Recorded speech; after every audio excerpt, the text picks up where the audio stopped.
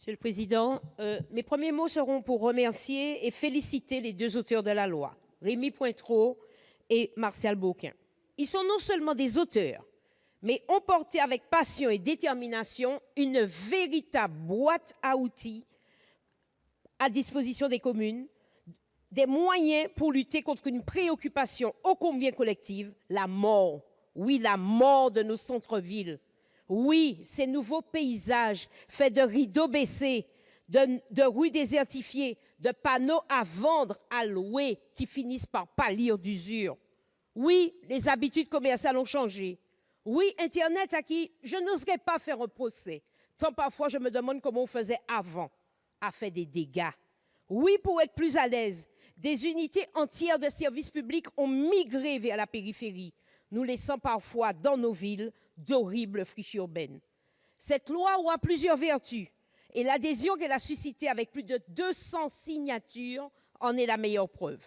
Elle imposera en tout cas de faire taire à jamais la légende selon laquelle le Sénat ne servirait à rien, serait ce machin inutile que nombreux sont ceux qui ont envie de le démolir. Oui, le Sénat est la chambre des territoires.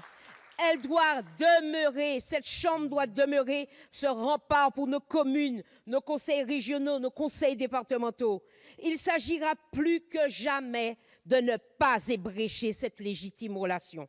Dans mon territoire, la Martinique, cette loi est bienvenue, tant les phénomènes qui ont provoqué son initiative sont nombreux.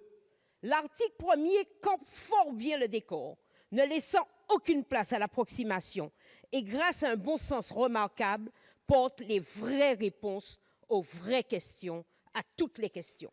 Cet article pose d'emblée un cadre qui parle aux élus. C'est un signal fort à l'attention de ceux qui vivent la désespérance de nos villes.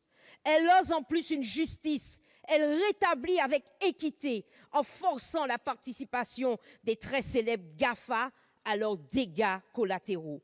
Comment en effet rester insensible dans ma ville à la fermeture de l'avant-dernière librairie, lassée par une guerre contre cette énorme enseigne de la bulle Internet dont le patron est pourtant devenu aujourd'hui la première fortune du monde.